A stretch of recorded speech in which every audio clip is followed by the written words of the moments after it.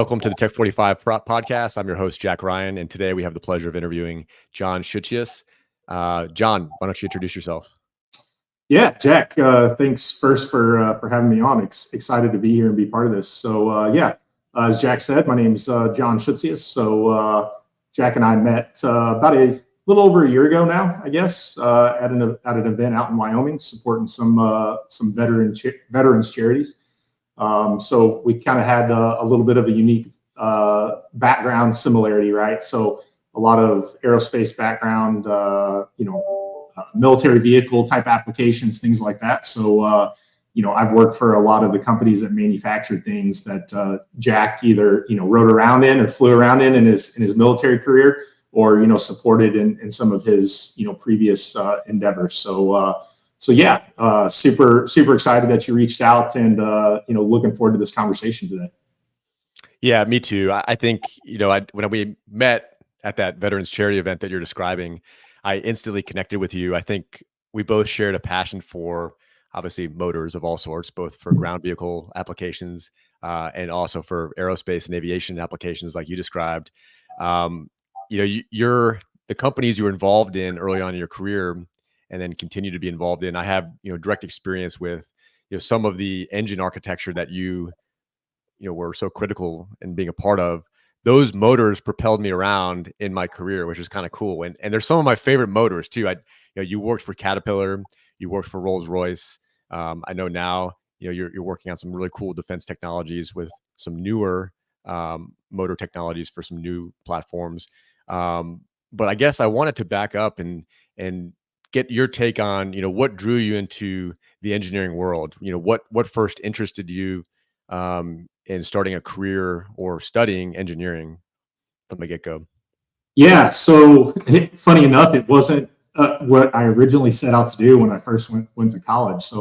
I was convinced I was going to be a doctor, right? And started down that path, and just quickly decided after a semester that it wasn't for me, and engineering was always right there to go along with it, right? And it was funny. I went to the engineering offices at Purdue and sat down and said I wanted to transfer to aeronautical engineering, and they laughed at me and they said, "You're crazy. Like nobody goes that way. Everybody goes the opposite direction." And yeah, I was like, true. Well, you got to be a little bit of crazy to sign up to do this for 4 years, right? But it was always a lifelong passion, just all things mechanical, that type of stuff. Nobody in my family was really in engineering or had any background in that. But my family had a farm. We did a lot of things, so it was constantly messing around on tractors, working on stuff, figuring out ways to make things work, right? And that was just always super cool. And I remember when I was young going to air shows and stuff like that in the town that I grew up in. And it was just always like, man, airplanes are awesome. Everything about airplanes are awesome. Seeing the Blue Angels for the first time, if that doesn't get your heart racing, nothing will, right? I mean, that's just spectacular technology. So it was at that point that's like, I want to learn how to do that. Like, I want to be the guy that's making that stuff, right? And so I sat down that path while I was at Purdue, and studied air breathing propulsion, and aerodynamics was kind of my focus. So tons of courses on thermodynamics, aerodynamics, all the air breathing propulsion applications you could ever imagine, right? And when I got out of undergrad in 2010, aerospace just hadn't quite recovered yet from like the 2008 downturn. It was still pretty much in a lull. But as with anything else, like if you follow the markets, all of the construction applications were really starting to ramp back up, right? So the demand for heavy industrial equipment was pretty high. So Caterpillar was hiring, everybody, right? And at first I was like, how is an aerospace guy going to fit in, right? But you start thinking about turbochargers, which is what I went to Caterpillar to work on.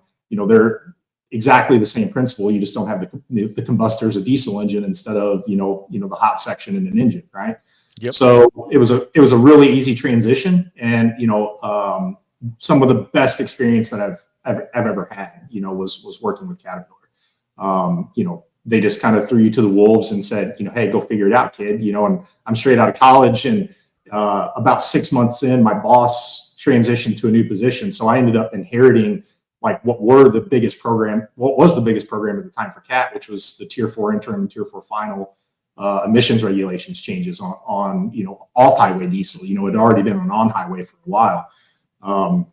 So it was just kind of, figure it out, right? And they gave me enough rope to hang myself with, and it, really forced me to go out and find new ways to get the job done, right? And it, really helped me early on in my career develop, one, as a leader, but two, as, a technical expert, to really try to go and figure these things out, right? So, worked through that, got through it, figured out, that I was pretty good from a technical aspect. So I got into some of the independent research and development activities that CAT was working on. So, we've discussed before, the engine for the Striker, right? So help design the air system for the Striker, for, an engine. So spend a lot of time with, GDLS and, all their teams in Canada and, in the US, working on packaging, and came up with some really unique systems that, we actually got some patents for because of, how bespoke they were. The packaging was so tight, the temperatures were so high, the demand on the vehicle was so high, as, you're well aware, that we had to be we had to bring a lot of ingenuity to the table, and do a lot of testing on how we were going to do things, how we would cool certain portions of the turbochargers, how we were going to cool some of the valve trains that were actuating different things within the turbochargers. We were melting stuff, in less than an hour because the temperatures were so high. So, coming up with really unique solutions for that type of stuff, and really kind of stretching the limit for, diesel technology was really, really cool, right? But, so kept working there. And one of my buddies, who was actually my senior design advisor, he's a PhD guy from Purdue. He transitioned on to Rolls-Royce and had a position open on his team. And he called me one day and he was like, "Hey, would you want to come work in aerospace?" And I'd always told myself that given the opportunity, I was going to go do it at some point, right? And so, one thing led to another, and I ended up moving to Indianapolis and working for, Rolls-Royce North America, which is kind of their defense headquarters. So, most platforms that people would be familiar with, C-130, V-22 Osprey, the Global Hawk platform, the UAV, tons of helicopters, so like the Little Bird was powered by a Rolls-Royce engine, and obviously that program sunsetted, but there were still other applications. We were making small gas turbines for them. So I stepped into Rolls-Royce, as kind of a design liaison. So, I was the on-the-floor design authority, basically. So, I was making dispositions on, whether parts were acceptable to use, writing test procedures for engines going to test, solving test problems, working through, field events. We had the back phone. So, like, if something happened to an engine, and an aircraft went down or had a hard landing, your phone could ring at any time and you had to answer. And then it was gather the team and get on the phone and figure out what the response was going to be, right? So the group that I was in at the time was kind of responsible for all those types of things. So you can imagine, the C-130 fleet is massive, from the legacy T-56 engine up to the modern 2100 engine that's being used today. So there was constantly, things like that going on, which was super cool. So, worked on helicopter engines, worked on the kind of intermediate gas turbine engines, and then, obviously at that time, excuse me, F-35 was really starting to ramp up. So when I transitioned into that role, Rolls-Royce makes the lift system for the F-35, so the F-35B variant. So that the vast majority of the content that supported the vertical lift capability for the F-35B was manufactured in Indianapolis. So transitioned in the same role over to that program. So working on site at the manufacturing facility where all of at the time, it was the lift fan, the roll post, and the variable area vane box. So you have the fan, which is your main source of vertical lift, the roll posts, which sit out on the wings that can kind of provide your roll control, and then the vane box, which actually becomes part of the airframe of the F-35B, which then kind of directs the flow from the lift fan itself. So super cool to see that technology. At the time that was cutting edge type of tech with the technologies that were used to make the various components of the, the fan and the vane box, and then, the transmission system, right? So on the flip of a switch, you're going to take 35,000 shaft horsepower and clutch it just like you would in your car, right? And it has to respond in, we'll say a very short period of time. Okay. And all of that energy is transmitted straight into the clutch and then into the gearbox, and then the fans start rotating. So you can imagine the stresses and the forces and, the testing that went into that program. So just absolutely amazing technology. Some really, really brilliant people came up with that design. And, it was a pleasure and an opportunity of a lifetime to be involved in that while I was there. And then from there, some quality roles, quality manager roles, just kind of, building my base a little bit from a manufacturing and operations standpoint. And then from that, I got into operations management, where I spent the vast majority of my career. So I went on and went back to the kind of the military engine side, and ended up running the three, engine assembly lines there at Rolls-Royce. So responsible for all the day-to-day operations aspect of, manufacturing, manpower, parts procurement, all of that kind of stuff all fell into my remit. Did that for a couple of years. And, you hear guys talking in automotive, right, where it's a 24/7 job, that very much was a 24/7 job. So there's definitely a shelf life on that type of thing. So kind of got to, I don't want to say burn out, but it was just like, I don't have any energy left, and so from there, I got presented an opportunity to kind of take the next level in operations management, but that was outside of Rolls-Royce. So I actually moved back closer to my hometown, and took over a facility where we made heat exchangers for various aerospace applications and ground military vehicle applications as well. So, customers like, Pratt & Whitney, Bell Helicopter, Textron, some of your sub tiers. So like we made heat exchangers for the Abrams platforms, did a lot of stuff like that. So spent, about 4 years there, kind of in the next level role, kind of in that operations management. So I was kind of the general manager of that facility, leading it, across the board. So I had financial engineering, procurement, operations, all that. So, another just spectacular opportunity that I was afforded. But then, kind of got tapped on the shoulder again to make the transition to, where I'm at now. So, now I'm working with Collins Aerospace. So, what they call a value stream leader. So I basically am the program owner for externals and controls for the PW1100 engine. So that's the Pratt & Whitney's newest commercial offering. So powering the A320neo platform. So, the newest of the new tech in, large civil gas turbine engines, with obviously the gearbox that's driving the fan, so you can run different speeds for your fan, super efficient, super cool tech.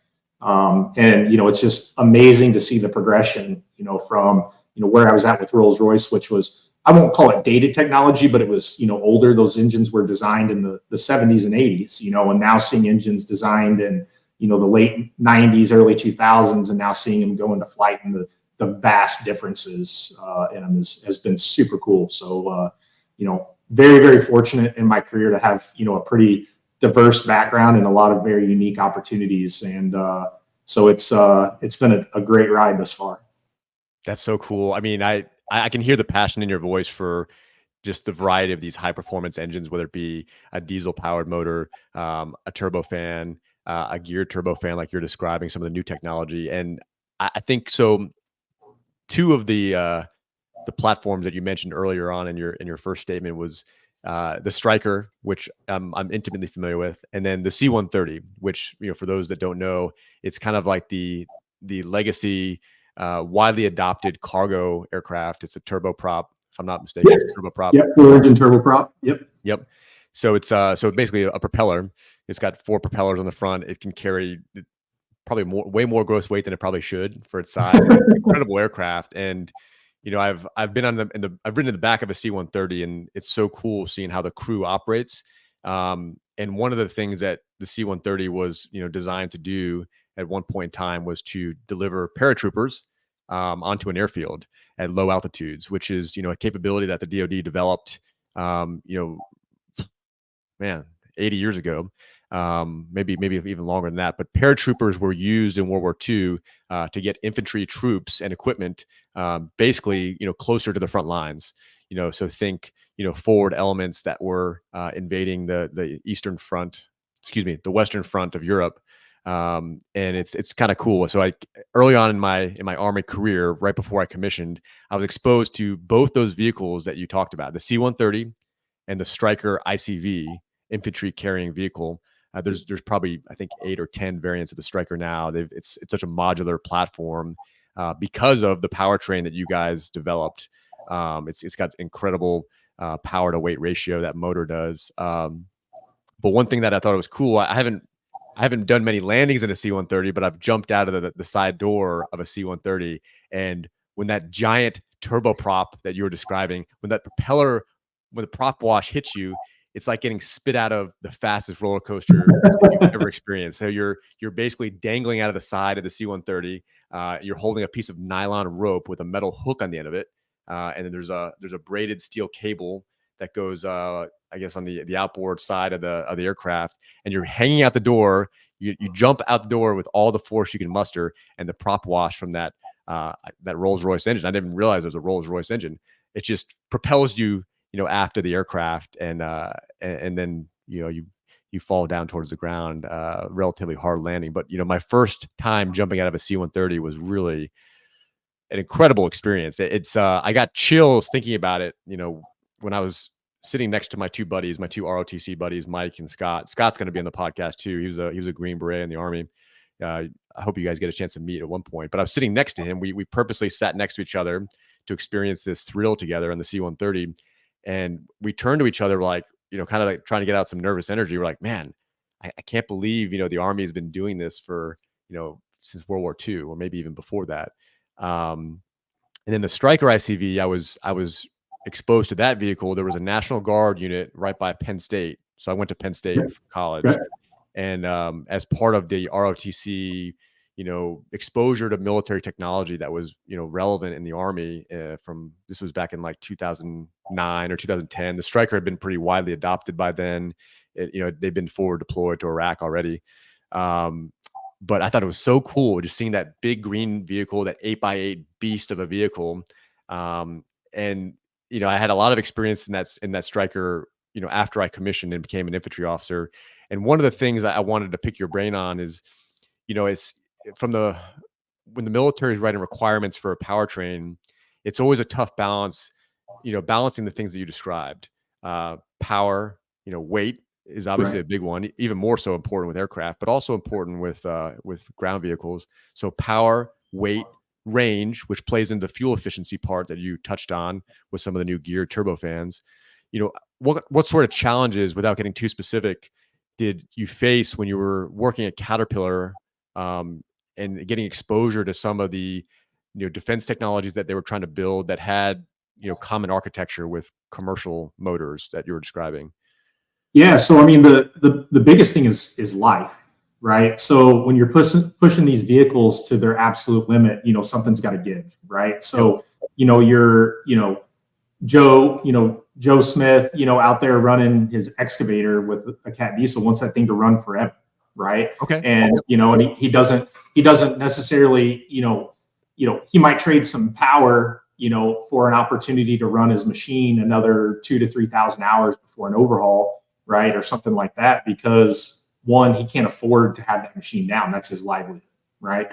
And but that translates into the military side as well, right? So there are men and women in those vehicles whose lives depending on the product that you've put and gave them, right, to say this is going to get you out of this austere environment and you're going to be safe, right? So it's a very unique balance to go along with that. So that that was one of the big challenges, was taking an architecture that was designed to not do what we were asking it to do. The Cat engine that was going into the Stryker was designed to power a bulldozer, not propel X ton troop carrier at 60 miles an hour in a 0 to 60 of, sub 10 seconds. Like that's unheard of, ridiculous. Yeah, it's ridiculous.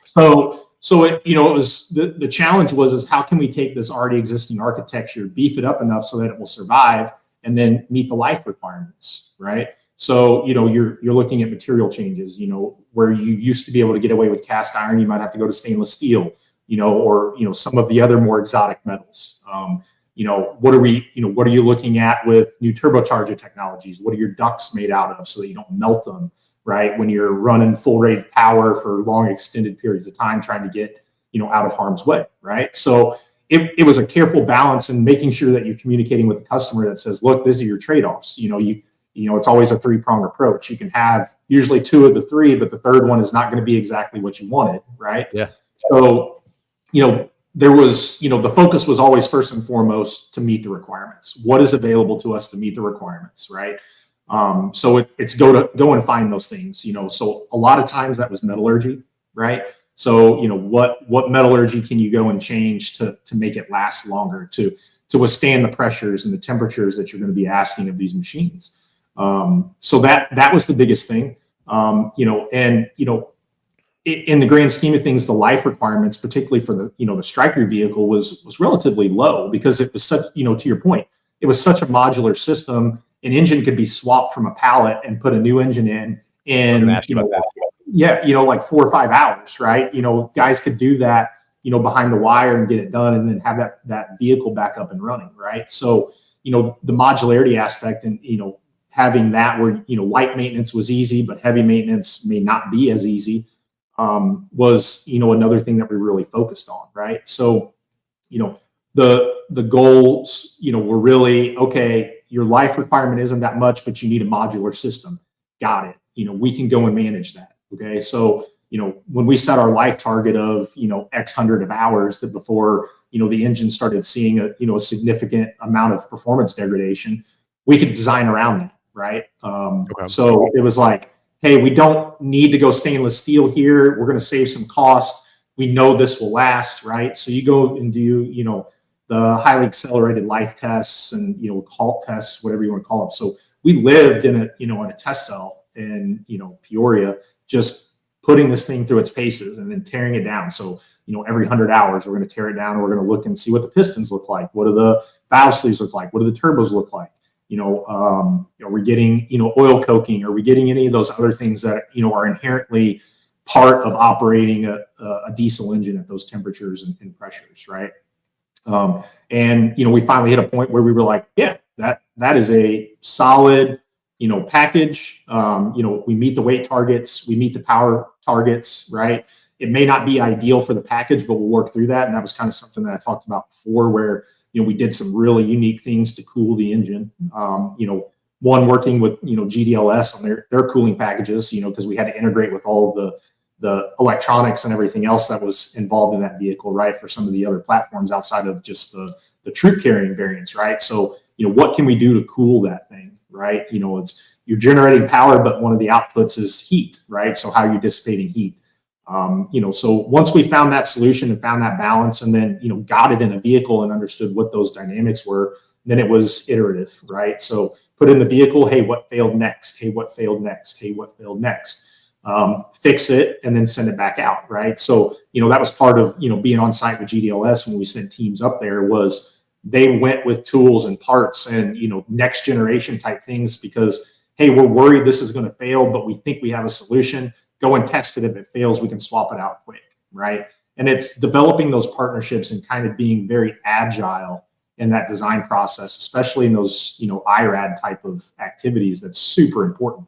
You have to be on the fly because a lot of times these programs need to be launched immediately, because of, an ongoing conflict or whatever it might be. So, that was the key. And that's kind of really the architecture that we developed that team around. Was we're going to be agile. We're going to design something. We're going to take it and test it. And we had the authority to go and do that, right? We were well funded. Caterpillar was, really interested in gaining this market share, right? So they were invested in it. GDLS was invested in it. They had partnered with us. So it was, let's go and do it. And, which is really kind of unique to not have a lot of budgetary constraints, so we could do pretty well anything that we wanted, right? Unlimited test cell time. That's definitely not always the case. No. But, that was the case in that platform, right? So, that's where we really got to play the mad scientist and come up with some really cool technology, and I feel like we came up with a pretty robust solution, and, it eventually got, implemented on some of the different configurations, which was, something pretty exciting and something that, I'm definitely proud to say that I was a part of. That's so cool. I can attest to that personally. And my first guest on this podcast was actually one of the guys that was one of our Striker operators. And he was there for the original OpNet when the Strikers were fielded at Fort Bliss, Texas. So he partnered with the GDLS contractors, who were awesome, by the way. They were just awesome. We never dealt with anybody directly from Caterpillar, but I could just tell that the GDLS contractors that were on site, their field service reps were just incredibly knowledgeable about the engine, how to pull the whole pack when you remove the whole powertrain out of the Striker. Right. Like you said, I was going to ask you about that. It's like, that's critical to be able to do in the field with minimal equipment. Right. And, you have to be able to pull that powertrain and that motor out of the Striker and put a new one in, relatively quickly. I mean, I think we were able to do it. That was like a day's work. It was a hard day's work, but it's something that could be done at a pretty austere, forward operating base, a FOB, Right. with not many personnel or equipment, which was kind of cool. And, one of the things that I noticed, because I worked with two different guys when I was on active duty in the Army. Both had a lot of diesel experience, similar to you, from working on a family farm and just kind of, by necessity, having to be familiar with some of the diesel engines that were out there. And, when they saw the Striker motor, when they opened up the hood, in that engine compartment, I mean, it was very familiar to them. There was nothing there that was like uncommon or hard to figure out. The maintenance, it was relatively straightforward and simple. And really, I mean, if the fluid levels were on point and you weren't operating the Striker outside of its normal range, we had zero mechanical failures. I mean, we ran the Strikers really, really hard, over rough terrain in southern Afghanistan, really all over southern Afghanistan. We were operating them. I don't even know how many miles we put on them. We didn't keep track, but I can tell you that they operated in extremely hot temperatures as well. 117 degrees during the day, direct sunlight, probably even hotter. And we were really fortunate that we had guys who took a keen interest and pride in maintaining these vehicles, but we had zero mechanical issues. Nothing that deadlined the vehicle. We had all the original trucks, and I thought that was pretty cool. And that didn't seem common to the military vehicles that I experienced. If you look at some of the legacy, Humvees, LMTVs, Right. You typically do see engine problems, whether it be just overuse or improper maintenance is usually a big, part of that. But yeah, I think it's really fascinating hearing your experience on the design side and making, notable improvements to the powertrain, notably the turbochargers being improved. And then the heat management is critical, like you said.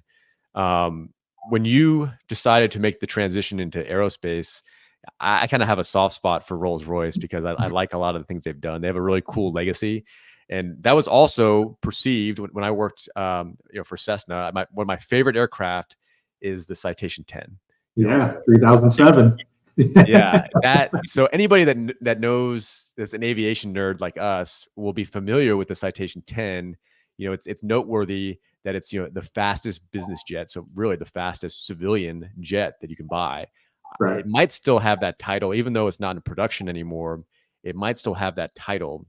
And I wanted to, when you're talking about thrust and shaft horsepower, so thrust more for a turbofan, Right. shaft horsepower for a turboprop, like you were describing, I have a hard time conveying, what does that quantify? So for someone that's only familiar with automobiles and the power that you can put, to the axle, uh, how would you describe just how powerful these machines are? I mean, that's something I struggle to get across to my friends, because when you start talking about 35,000 shaft horsepower or pounds of thrust, it's kind of unfathomable to even compare it to a traditional ground vehicle or a diesel motor or a gas motor or even an electric motor. that's super powerful. I don't know, how would you explain that to someone who's unfamiliar with those technologies? And that's a really good question. Yeah, You know, I was sitting here trying to rack my brain to think what the Citation 10's, you know, pounds thrust was. I wanted to say it was somewhere around 17,000 pounds thrust. So, you know, they had 3,007s, you know, on that platform. So obviously that's quite a bit. But it you know, is. pounds thrust is difficult. I'm trying to think of a good analogy here. I've struggled to describe it to people. I mean, for people that are from the aviation world, it's not, you know, super difficult to get across because people understand pounds of thrust and how it regards to the weight. But just so people, I'm going to share my screen just so people can get a picture of this beautiful aircraft. I just love this aircraft so much. But while you're mulling over, Yeah. you I know, mean, I would yeah, one of my thoughts would be, I mean, just think about how big some of these, you know, the jets that you fly around on, you know, city to city, right? You know, so there's, you know, 200 people, you know, on the aircraft, plus the weight of the aircraft, plus the weight of, you know, luggage, and you know, 50,000 pounds of fuel or more, depending on, you know, what the platform is. So, you know, you got to have enough thrust to overcome that, you know, rolling, you know, friction, and get that weight, you know, moving. You know, it's once it's in the air, it's not so much, right? But you know, when it's on the ground, so just think about the how big, you know, some of these aircraft are, right? yep, And how much they have going on. And you have to get that moving. And that engine is solely responsible for doing that, right? And the fact that they can, you know, you look at, you know, takeoff, you know, runways, right? So, you know, like you know, the new 787 or the A320, you know, is taken off in, you know, let's call it 1,000 feet, roughly, something like that. You know, so it's going from basically standing still to taking off in a quarter of a mile, right? So, you know, think about, you know, a drag racer or anything like that, right? So you're getting up to, you know, greater than 100 miles per hour ground speed, and, you know, initiating enough, you know, lift with, you know, with the wings to get that guy off the ground. I mean, that's just absolutely unfathomable. You know, there's just no good way to describe it other than just awe, right? The things that those engines are capable of is just unbelievable. totally. And I guess I'll frame it for someone that even has a high level understanding of aviation. You know, this aircraft, I believe, last time I checked, could travel at a max speed of, you know, Mach 935, which is the Correct. latest version with Yeah. these winglets. So Mach 935 is almost, you know, Mach 1. That's you know, you're like, you know, 94% of Mach 1 essentially. But it's really mainly due to these giant oversized motors, you know, for the airframe and the way the wings designed. I mean, you have that beautiful swept wing design, so it's super aerodynamic. This is like, I think if I remember correctly, this is like an 11 passenger jet, and Yep. and so I'll describe the feeling that John so elegantly put. So I was riding in one of these things, and we took off from Kansas, and we were flying back to the East Coast. So we had the benefit of a really strong tailwind, mind you. But you know, I'd been told by one of my colleagues that this thing could climb at Mach 80, and Mach 80 is like the speed that a lot of these business jets cruise at. This thing could climb, and I don't even know how many, you know, thousand feet per minute, probably 6, 7, 8,000 feet per minute, maybe more, if it's light. And I remember sitting in the back seat, you know, so back here, one of these windows back here. I was on the other side, though. I was on the right hand side of the aircraft, and I remember looking at the moving map. And you know, I was reading a newspaper or whatever it was in the aircraft. We were flying the aircraft back to the East Coast, and I'll never forget that. You know, before I could even think about it, I looked down at the moving map. So it shows you, you know, where you are, kind of like the seat back screens are in a commercial aircraft. This is a kind of like a flip out screen that shows you where you are in reference to the country in the U.S. where we were. And before I could even realize it, we were already blowing past Nashville. And then, you know, I looked down and read another article in the newspaper, and we were already circling at our destination airport on the East Coast. And the feeling of climbing in this aircraft, and I think this was the legacy version, the Citation 10, not the 10 Plus. The 10 Plus has the winglets and then updated Garmin avionics. But I was just like in awe at how powerful this machine was. And you could feel it. I mean, it was like, you know, riding one of the most fun roller coasters that you could ever imagine. Like if you've ever ridden like Top Thrill Dragster up in Cedar Point, like just that Right. feeling of just like, oh my goodness, like you're just along for the ride. And Right. I'll never forget like looking at the pilots. One of the new pilots who'd never flown a Citation 10 before. He looked back at me and just gave me like a big thumbs up. He like the smile on his face is just, and that's what a lot of the theme of this podcast, because we're going to get into interviewing pilots who've flown these types of high performance aircraft, both on the commercial side and on the military side. And I've only flown a turbine aircraft one time myself. It was a Cessna Caravan, and just having the power, like holding the throttles and having that much thrust in the palm of your hand is just such a powerful feeling. It's like one of the Oh best yeah. feelings in the world. So I can't imagine flying. I've never flown anything like this. I wasn't typed in any of these aircraft, nor did I have a multi-engine rating. But I can relate to what you're saying, because having that, like harnessing this power in your hand is such a cool, unique human experience. And I can only imagine. I'll stop nerding out on this, but I think about the folks that flew spacecraft early on when there was a lot more manual inputs. Now it's a lot of it's automated because it's safer. But those who flew the space shuttle, what how do you feel when you think about the training involved? There's obviously airframes that simulated the space shuttle. Like I think they had a Gulfstream that was outfitted to simulate the space shuttle. But how do you think it probably felt to fly the space shuttle? That's the closest example I can think of. That's Right. just outrageous amounts of power. Right. I was sitting here thinking of a way to describe it. So I think back to my time at Rolls Royce, on lift system, right? So obviously every lift fan got tested, and for intellectual property reasons, obviously Pratt and Whitney and Rolls Royce are competing. So Sure. Pratt Whitney wasn't going to provide Rolls Royce with an F-135 engine, to test, lift fans, right? So we had what was at the time like the second largest electric motor ever made, right? To power Second the, largest.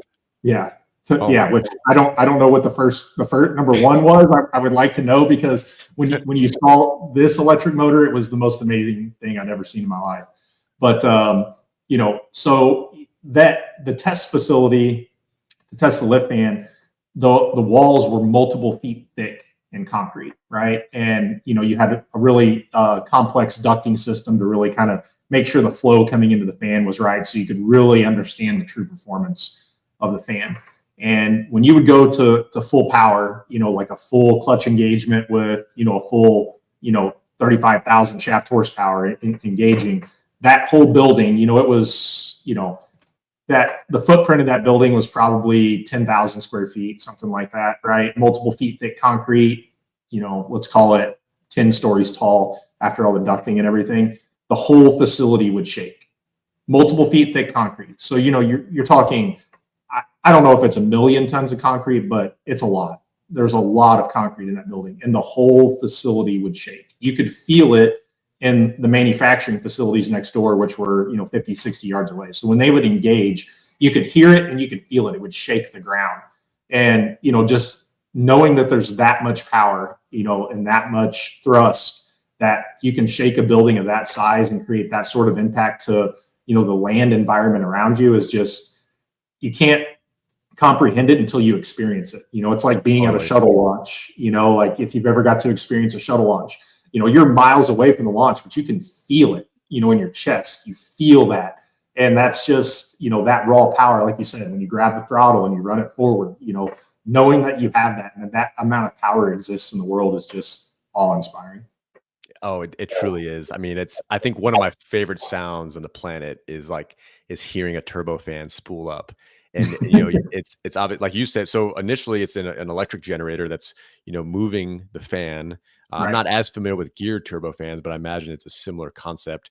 And so you want to get airflow in the engine, in the compressor. So you have an electric, essentially an electric motor, electric Right. generator that spools up the engine, right, and gets the airflow moving, because you want to wait to add the jet fuel until there's enough air movement in there, because you don't want to overheat the engine.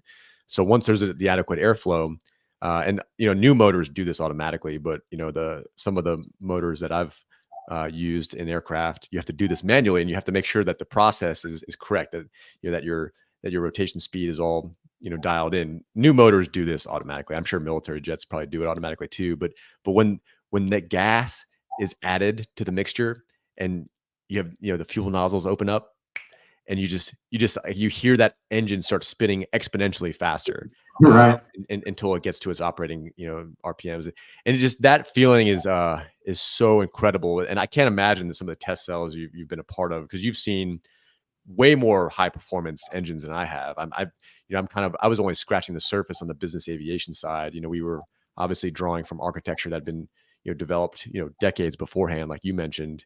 But yeah, that's still one of my favorite sounds, is hearing a turbine, either a turboprop or a turbofan, spool up. I think it's an amazing sound because I know what's going on in that compressor. Yep. Yeah. It never gets old, out of all the years I've been around it and in the different engines and platforms that I've seen, like one of my favorite things was always going to the test cells and just operating engines with the guys, and just, listening to them, watching them, watching what they do, going out into the test cells, looking for fuel and oil leaks, and just being around that power and feeling it while that engine's running is just something that's indescribable, really. What's like the first machine that you interacted with? I know you filled out an answer in the questionnaire. It sounds like you always had an affinity for all things mechanical from your time on the farm, but I'm sure you had an interest in automobiles or RC cars. Like what's the first machine that you interacted with, which had like a unique impact on you early in life?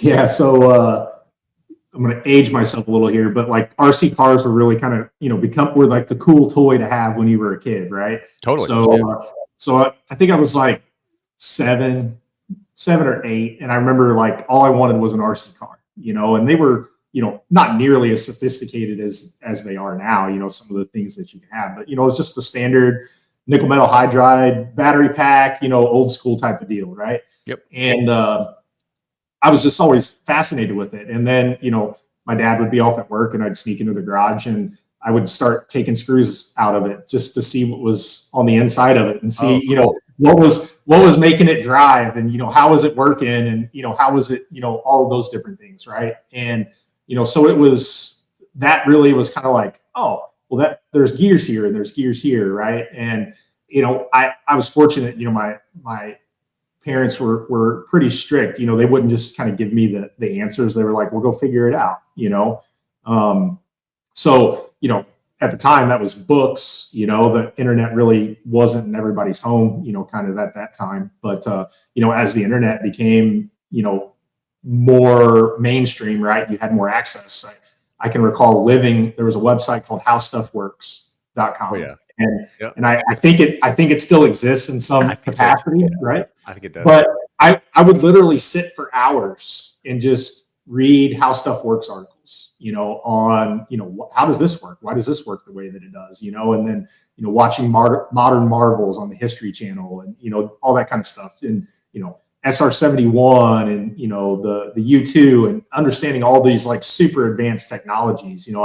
I can't tell you how many times I've read, the Skunk Works books, and all the guys who've written books about those, and Sled Driver. If you ever want a really spectacular read, Sled Driver. So is one of the early test pilots for the SR-71. And you want to talk about, some really good explanations of raw power. There's some really good analogies in that story that kind of, can relate to the layman, what kind of power the SR-71, actually had, which is still my favorite machine of all time. That's just hands down the coolest machine ever invented. But yeah, so it was just that innate curiosity when I was a kid, right? Take my toys apart and figure out how they work on the inside. And then, working on farm equipment, changing my own oil, doing all that kind of stuff, right? Just learning about all of that. And I'll be honest, I don't have the greatest mechanical aptitude out there, right? I can understand how they work, right? I can tell you solutions on how to probably go and fix it.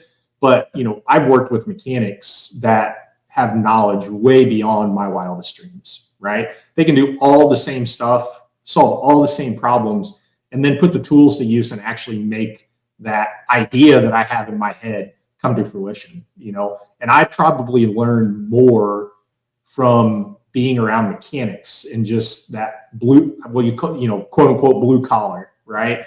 And why does this go together this way? And how did you know to do that, and that way? right? Yeah. Um, and, like, college is great. You can learn a lot. You learn, the principles behind it, but you don't really learn until you get out there and you see where the stuff's getting made, right? And that, I'm always thankful to those guys who went out of their way and my past lives to show me, that kind of stuff and give me the opportunity to turn some wrenches, when, they could have gotten in trouble for, work rules and things like that for letting me do some of that stuff. But they were always willing because I showed a willingness, and an interest in doing it. And, that just further continues to build on that constant hunger to learn more about how this stuff works and why it works and, learning different aspects of it. I'm more of a mechanical guy. My current role is more electrical, so a lot of electrical system stuffs. And I'm a horrible electrician. Don't let me hang your ceiling fan. Don't let me do any of that stuff, right? But it's opening up some new avenues for me to learn some new things and really get exposed to some new technologies, which is super cool and super important to me. I want to be as well rounded and as well versed as I can. No, totally. And your passion for it definitely shines through. And it's awesome. You have a humble attitude, the way you describe some of these mechanics, and your willingness to learn was probably valuable. They probably respected that. I've had similar experiences where either a diesel mechanic, some of the GDLS contractors, or some of my guys who were our green suiter, our Army mechanics, or some of the aviation mechanics who were just so skilled that I worked with in the past. They just they had this intuitive understanding of how these machines all work together in a Yep. way that was difficult for me to wrap my head around. I could definitely read through the maintenance manual and understand conceptually how everything worked, but for them to actually start pulling a hot section apart and like putting it on the table and inspecting it, and they just knew how all the pieces fit together. I even had an experience where a pilot, a very very experienced pilot, a lot of the pilots I worked with in the past had extensive military experience. Some had flown, various airframes, both in the Air Force, Marine Corps, and Army, and they could feel just through the controls, through the yoke and the throttle, they could feel if a starter generator was like about to fail. Yep. And I was like, you feel that vibration, like, because like, and if you listen closely, if you felt closely, I was like, yeah, yeah, it feels a little bit unbalanced, right? Because it should Right. be like a really nice, like all these motors that we're describing all have great harmonics. That's how they're Right. designed, and that's kind of built into the system. But one we were in flight once, and he's like, yeah, something feels nothing critical. It wasn't going to cause any accident. There was nowhere near that. I mean, it was probably hundreds of hours from that sort of thing happening. But we land the plane after he has this intuitive understanding of something is not quite right with the jet. And sure enough, when we land, you can see little specks of oil on the cowling. And these starter generators, they wear out. That's just Right. it's a item that it's a rotable item. It needs to be overhauled or sometimes just replaced altogether. And there's just little tiny. I wouldn't have even noticed it on the white paint on the motor. I don't remember what motor, probably a Williams motor, but um, just a little bit of oil on the cowling, and I was like, dang, like you could feel that You through can the feel it. Yep. pulse. I don't know. Yep. And then my friend Shane, who I was telling you about before, he had a similar experience with some of the diesel mechanics in his family, where they could put their hand on a tractor, and they could tell by the way it felt, and they could feel the reverberations through their palm and all the way up their arm and through their central nervous system, that like, oh, that this is what's wrong with the engine. This needs to be Right. fixed. Like, and that comes from experience, obviously. But I just Oh, think it's so cool. I think it's so cool when people are gift. They have a gift for that kind of thing. absolutely. Yeah. I mean, you talk about, being able to put your hand on, a tractor. My uncle's that way. Like he just has this innate sense. And it's just like, how did you know that? He's like, I don't know. I just knew, right? I felt it, and, which is super cool, and, some of that's going away, a little bit, right? Because of all the fly by wire stuff. So you don't have direct feel into the flight controls and things like you used to, so, that's, kind of an interesting segue, right? Is the preventative diagnostics, that are being integrated in machines now, which is kind of some of the things that I'm involved in, so, what kind of prognostic health stuff can you go and monitor and recreate that central nervous system of a human being, right? That feels and sees and does all those types of things. And, it's interesting to see how that's evolving. What your car can tell you now about how it's operating, is just fascinating, right? You get tired of looking all the flashing lights on some of the new cars and things anymore, right?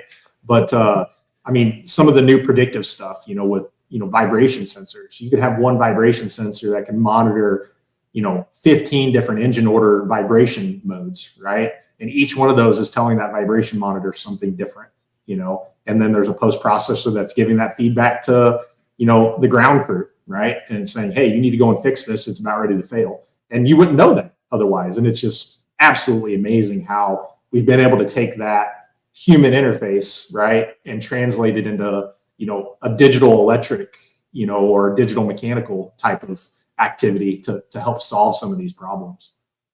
Totally, and it's people like you. I know this. I can speak to this because I've spoken to you long enough to understand this. It's people like you that can put those pieces together. You can communicate with those experts that know when those harmonics are off or know when those vibrations aren't right, and you can use that experience, leverage that human experience, and then come up with a process to make it digital and make it so it can be replicated. Because unfortunately, those experts, those mechanics, those pilots that are just have this intuition, that's difficult to replicate from my experience. So if you can figure out a methodology and a process that works and come up with a sensor system, and if you can tie it together to communicate the aircraft issue in flight to the maintenance crew on the ground, you're reducing your downtime significantly. And you've even got the point where some of these airlines, they have parts en route. They'll get some sort of message Right. in flight that'll be automatically communicated to the maintenance crew, and it's reduces the lead time associated with some of these parts. And I remember that was a critical piece of working in the MRO business, is the parts had to arrive like yesterday. It's and one missing part could keep an aircraft on the ground for even days longer than it should, and that's time wasted. That's the aircraft's not going to do anybody any good if they can't fly. So yeah, that's really cool. It's people like you that can put all those pieces together. I feel like that's a gift that you have. You're a great communicator. You understand the details and the engineering behind all these concepts from a breadth of different electromechanical concepts, and you're able to put the pieces together, which is really fascinating to me. That's why I enjoy talking to you. One of the things that came up the other day when I was talking to one of my friends is because you mentioned RC cars and just how they've evolved. I think Right. most of them are lithium ion now, probably. Yep. Lithium Yeah. ion. Okay. So that lithium ion is kind of what's in your cell phone, what's in your Tesla if you own one. But the topic came up, and this is a relevant topic in the Army too, with regards to hybrid electric drivetrains. The topic of energy density came up, and so the past 40, 50 years, the energy density of battery cells has probably quintupled, right? Right. Which is great. Where the energy density of jet fuel in the form of JP8 or Jet A has remained largely the same. There's some biofuels that are maybe have some advantages, but I want to hear your perspective on what is the timeline, if any, because I have opinions on this, but what's the timeline to where battery cell technology will slowly catch up, or maybe one day catch up to the energy density of jet fuel. That's the one control group I like to use because it's so widely adopted in the military and aviation. So I don't know if you can speak to that from your experience. Yeah. So I think we're personally, this is just John's perception and, kind of watching. I think we're 50 years probably away, just if I had to guess. And I think that's even a stretch because, everything eventually reaches a plateau, right? So, I mean, you look at any technological advancement, you think of like Moore's law, right? For, Yep. processor capabilities, right? So it's supposed to be this exponential curve, right? And, it was for 20 years, 25, 30 years, right? But you've seen it kind of slow down a little bit. It's kind of hit that asymptote a little bit, and it's just we'll inch a little bit closer, but we're never going to get to that full point. And there are some really smart people. Like I've got some friends who work for Panasonic at the Gigafactory in Nevada, right? Yep. And the things that they are doing, right, and what they're figuring out and solving on a day-to-day basis is just unbelievable. What they're able to do. And, to your point, it's every day we're gaining more and more energy density. But I think the biggest problem they're facing is, okay, you can hit the energy density, but the weight is so much greater than, Jet A, right? So you have to look at it from that perspective is, what's the trade-off? From an aerospace perspective, do I ever think we'll get to a fully electrified fleet? Not in my lifetime. I don't think so. I think we might be able to convert some small commuter planes and things like that. I think there's some opportunities, puddle jumpers as, aviation lingo, right? If you're familiar with that.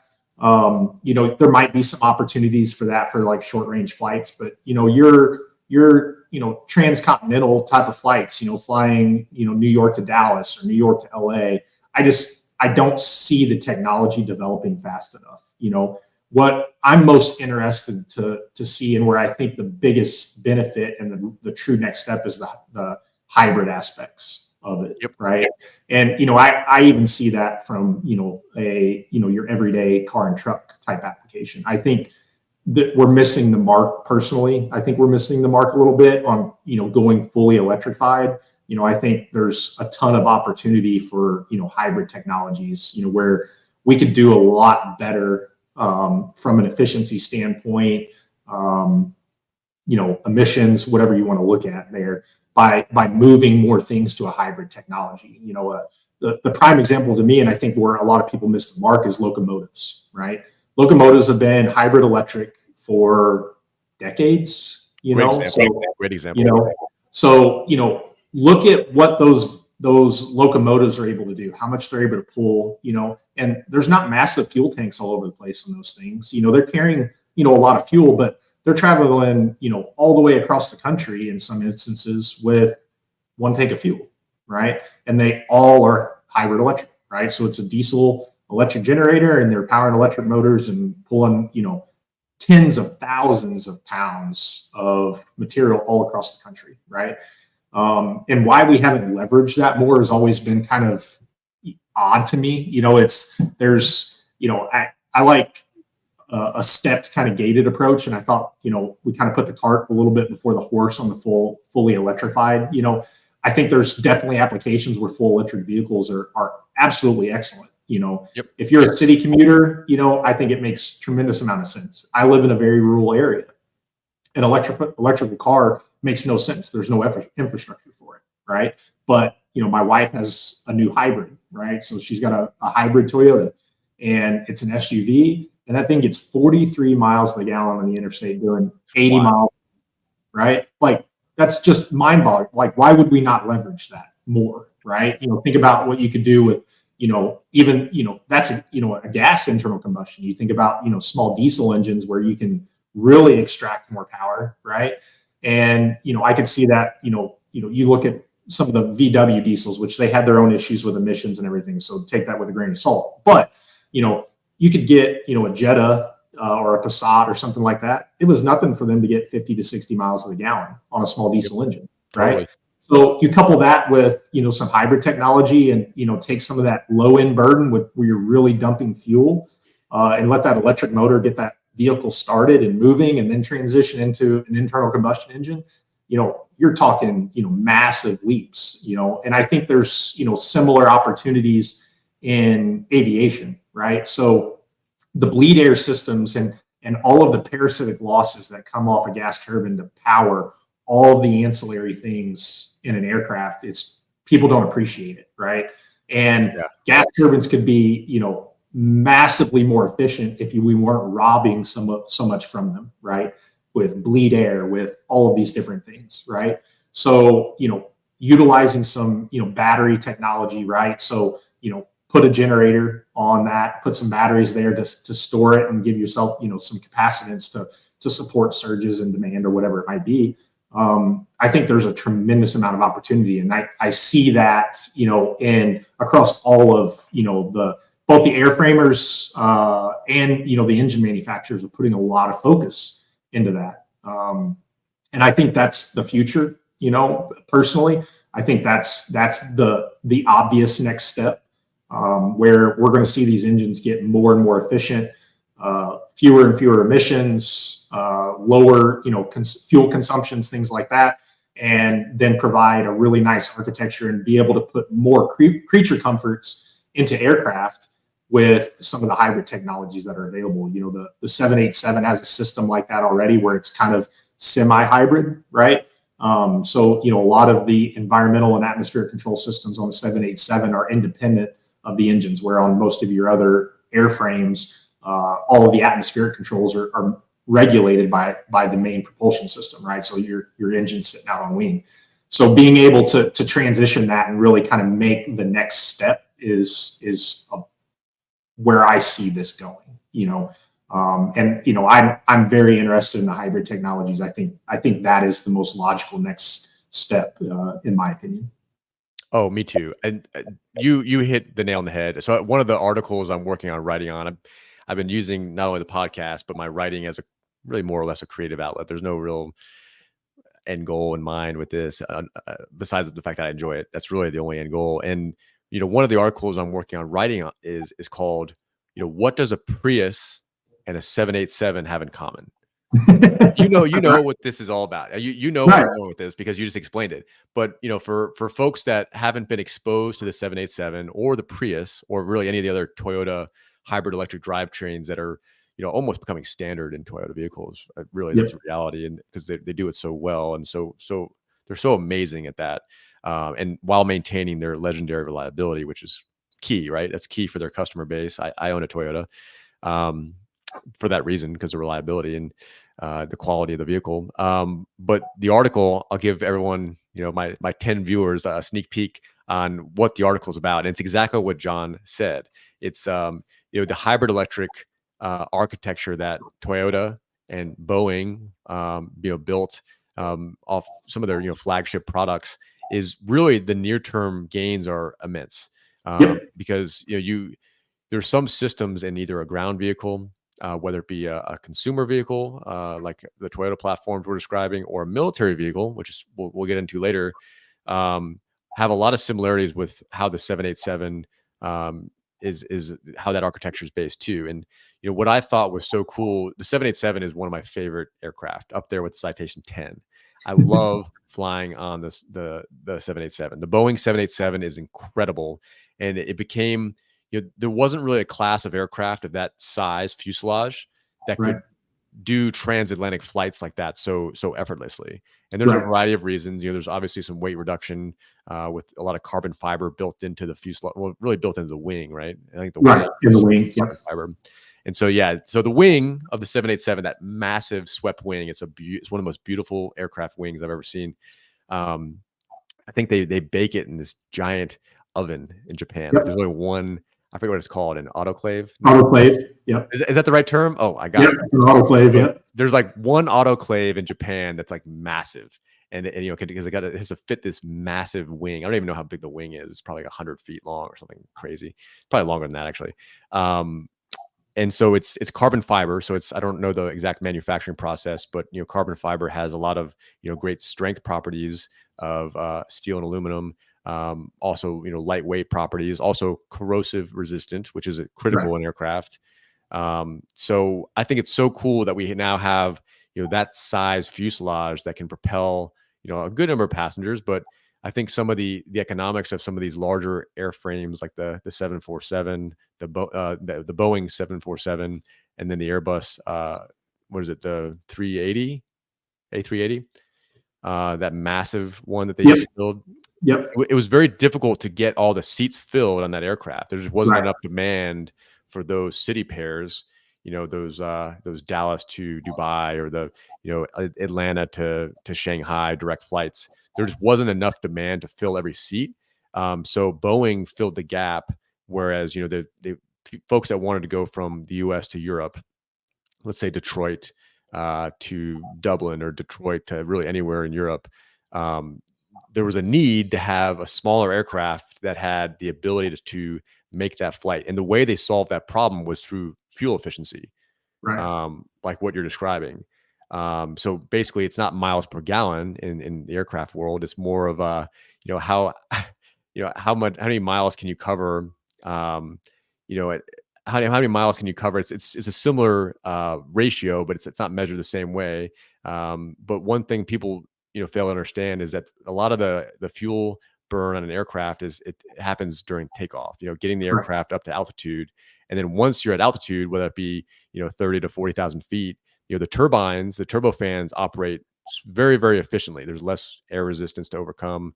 But the way that the Boeing 787 overcame a lot of these challenges is through fuel efficiency. And I don't know, maybe you can describe it better than I can, but what makes the Boeing 787 so fuel efficient for that style of aircraft, for that class of aircraft? Yeah. So I mean, obviously they've got one, the direct competitor to the engine that I support is, the Gen X engine coming out of General Electric. So spectacular platform, right? And so obviously, GE did a spectacular job in developing that engine, right? But to your point, the biggest thing is kudos to Boeing, right? Because the engine is so good, but you have to make significant gains on the airframe, right? So extensive use of composites, thinking about how they're going to do things differently, right? So Collins, the company I work for, makes that environmental control system for Cool. the 787, right? So that integrating that next level technology, right, and taking the next step, right? And everybody gives Boeing a bad name. Everybody's GE, Pratt, Boeing, they've all gotten their black eyes for these new technologies, right? But they're pushing the absolute limit, right? Agreed. And so it's I really I feel for these companies, taking the beating in the media, right, that they take sometimes, and nobody appreciates the greatness of that product that they've put out there, and how much of a technological marvel that it truly is, like fully composite wings, mostly composite, fuselage, right? The electrification of some key aspects within the plane, all the fly-by-wire stuff, everything else that went into that is just insane, and yeah, there's going to be hiccups along the way, and things are going to be expensive, and the operators are going to take a hurt, right, with delays and cancellations and all that kind of stuff, right? But the operators, you'd be surprised, the operators don't scream as much about that stuff as you might think, right? Because they're saving so much money compared to the previous generation's aircraft, right? So we look at it in a pounds per hour of fuel burn, right? So at takeoff, you're burning X pounds per hour. At cruise, you're burning X pounds per hour, right? And you sell these engines based off of that duty cycle, right? So taxi to takeoff, to climb, to cruise, to descent, right? So there's certain, thrust specific fuel consumption targets and, all of that kind of stuff, right? Totally. Yep. So, all of those things are, you've seen a 10 to 15% increase in efficiency in these next generation aircraft, Which is right? huge. Let me just highlight that that's enormous in the aviation world. That's enormous. Yeah. I mean, there's not been a step like that in decades, right? Really the innovation aspect of civil aviation really kind of died for really since 2008. We had the downturn, and like you said, everybody was focused on wide body aircraft. Right, everybody thought that's where it was going to be. Like look at some of the challenges Rolls-Royce has had. They invested heavily in wide body, large civil, engines, right?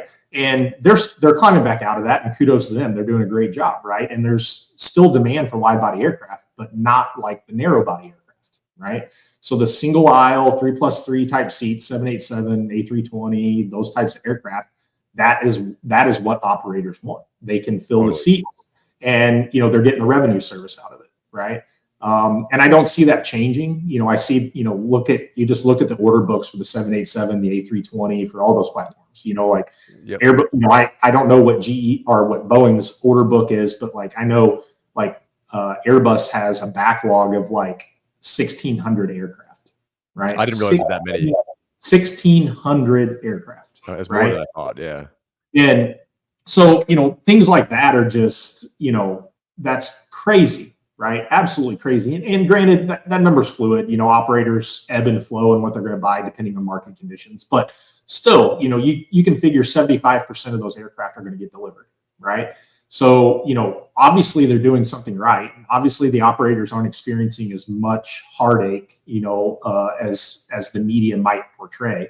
And they're very happy with the technology. You can go and look at, the reliability rates and all that stuff. So yeah, hot sections on the gear turbofan, and GE's had their issues as well, right? But overall, what do we call it? Yeah, flight utilization hours, or something to that effect, right? Where how often is that aircraft flying? Those numbers are greater than 90%, across the board, across all of these engine platforms. So operators are still seeing the returns on their investment.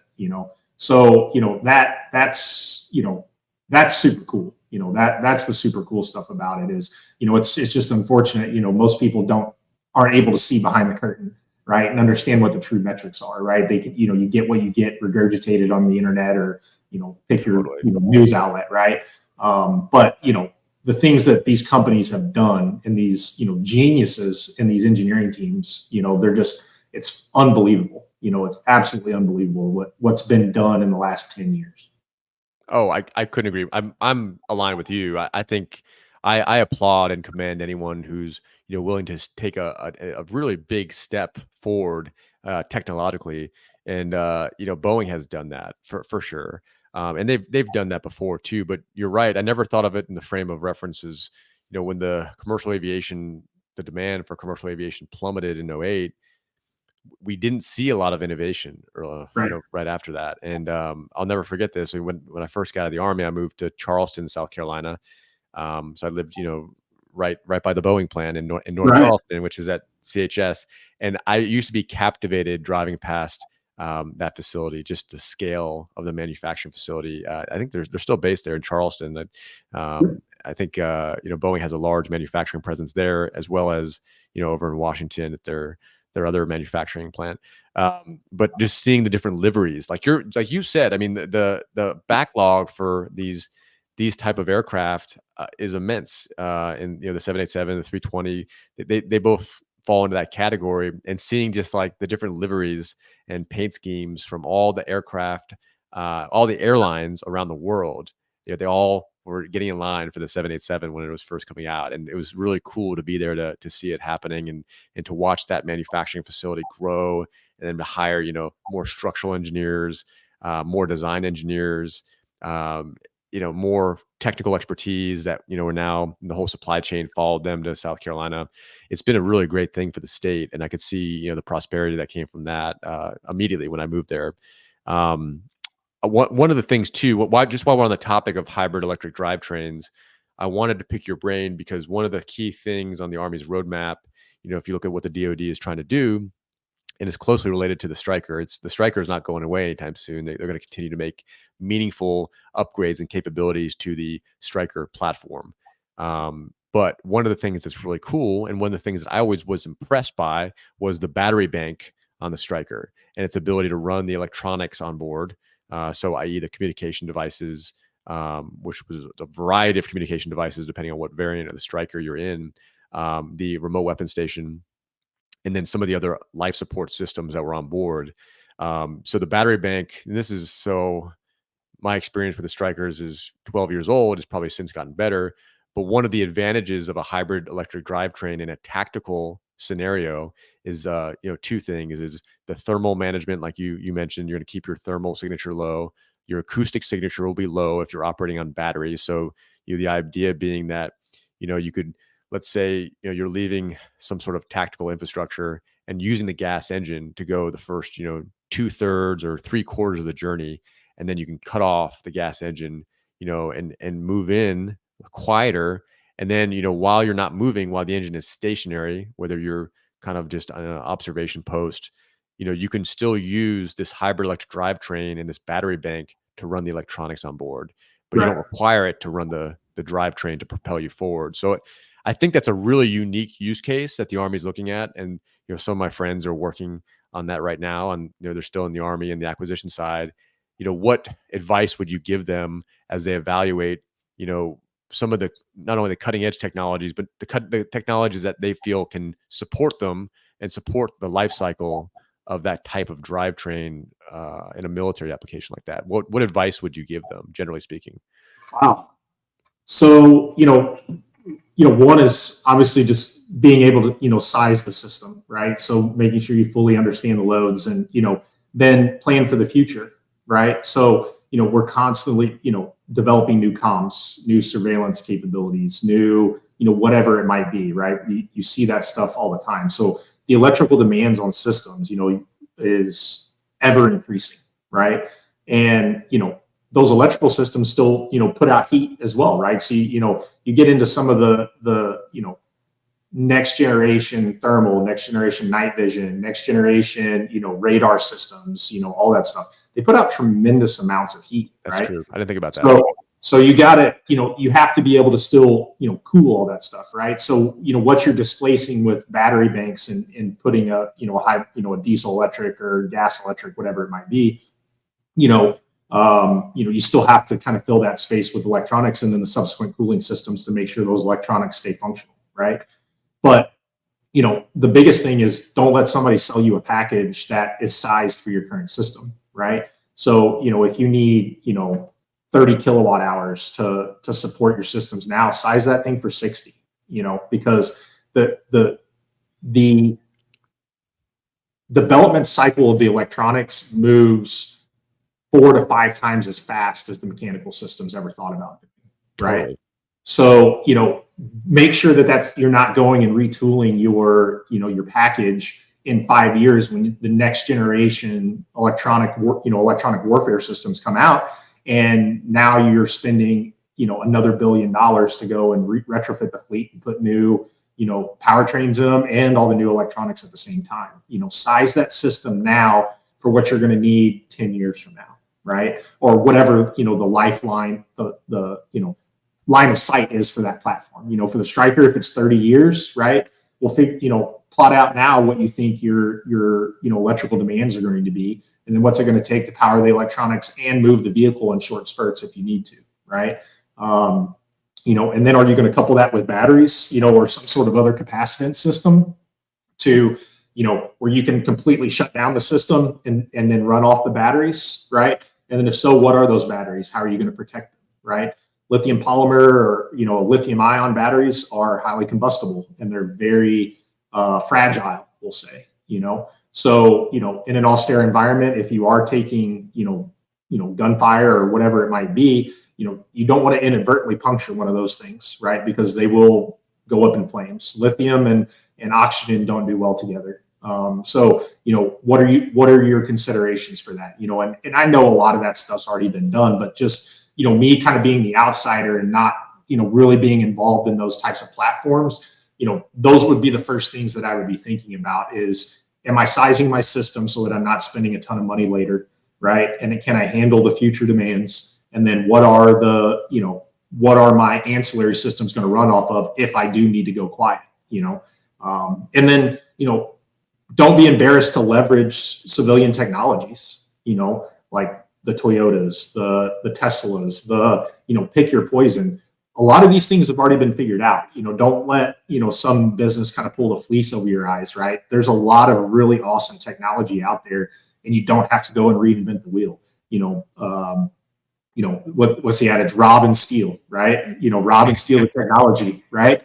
And leverage what somebody else has already done, right? But maintain that level of continuous improvement at the same time. Right. So, hey, this is really great tech. If I do X, Y, and Z, I can make it do exactly what I want to. And I'm going to do it for half the development cost as what it would cost me to do this from, a green field. Right. So, doing that type of stuff, is kind of where my head lies anymore is, what's already out there? What can I leverage? And then how can I adapt it to meet my use case? This is so cool. I'm so glad we're recording this because there are people within the Army that are going to watch and listen to what you just said. I don't have a ton of people, listening to this yet, but that what you said is critical. And that's not something that I thought of. When you initially said, make sure the system is sized correctly, I was thinking, oh yeah, make sure it can, meet the current demand. I didn't really even think about, some of the future fire control systems, communication equipment, EW systems that are likely to be upgraded much quicker than any of the Right. mechanical systems ever will be. And we've seen this on everything from vehicles to aircraft, but also to man-portable electronics. Um, Exactly. and I wasn't in the Army very long. I did 4 years active and then another 8 years in the reserves. And even in that short amount of time, we were riding in the same exact vehicles with some improvements. Same small arms for the most part, and same basic metal mechanical, um, you know machines that we dealt with every day. Those really haven't changed a lot. But what did change are the electronics that we wore on our kit. So what you said is honestly, that line of thinking can be applied to a lot of different program offices that may or may not Right. listen to this, because that's something that we don't always think of. Is like a lot of times the mechanical aspects of a system, whether it be something that carrying with you on your person as a soldier, or riding in or flying in, that's not usually the limitation. Those systems have Right. been very well thought out by people like you. But the electronics, that technology has changed rapidly. And the one thing I like to highlight, I'm going to talk to my buddy Scott Kelly, who I mentioned I went to airborne school with and jumped out of that C-130 with for the first time.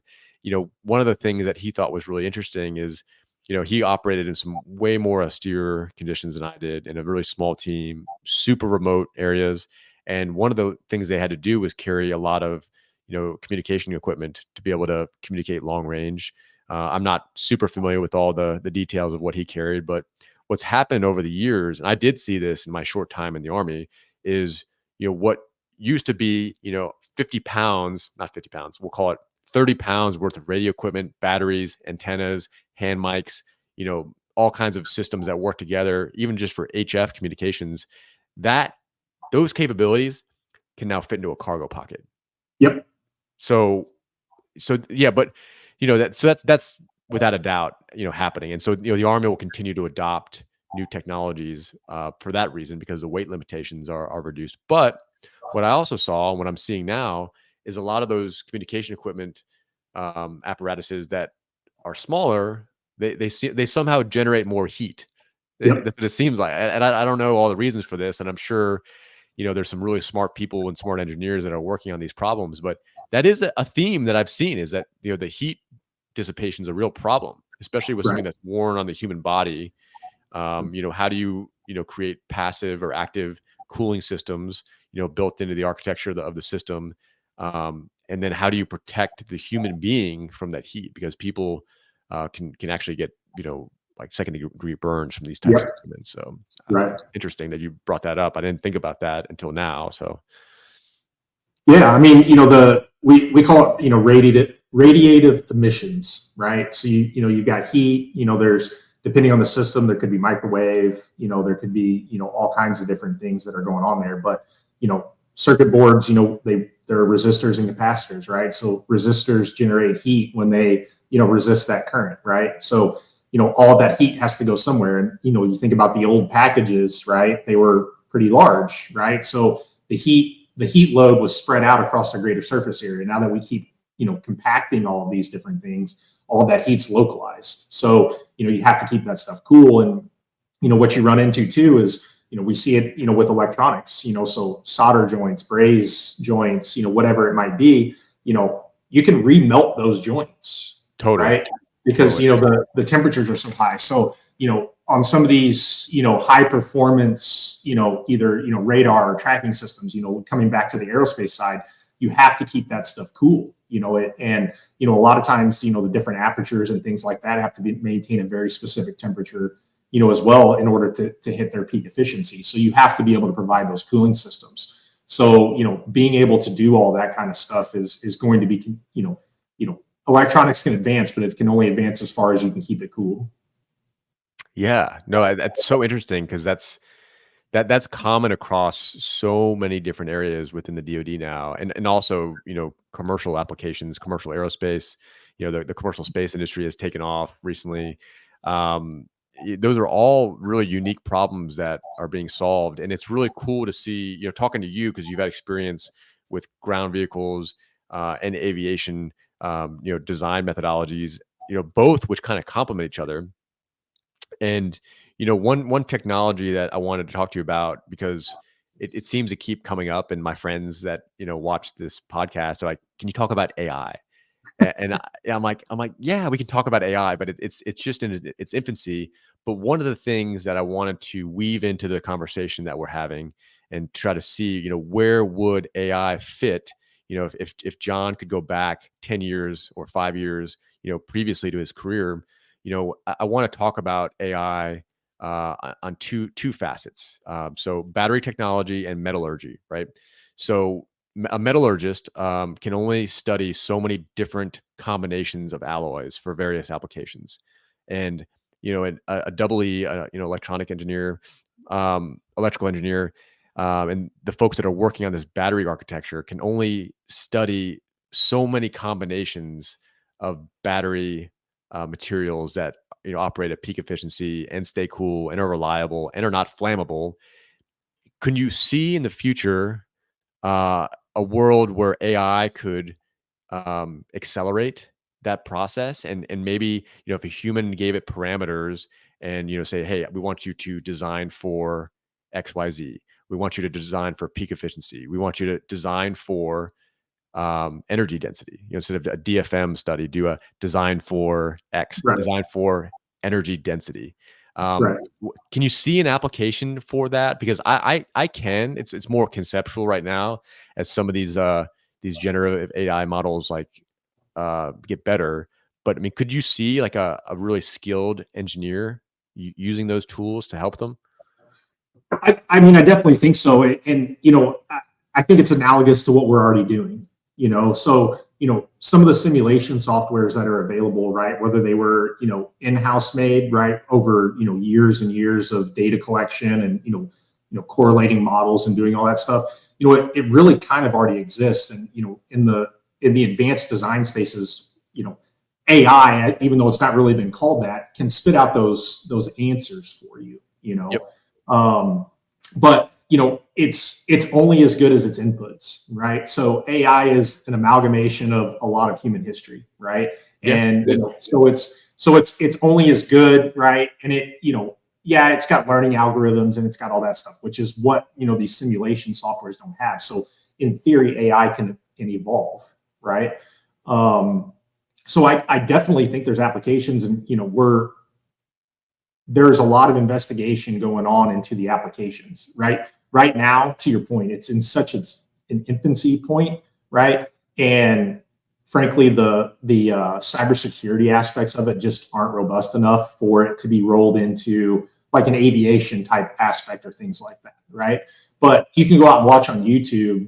Like I was watching a video last night, right? A guy wanted a new and higher performance intake manifold for his car, right?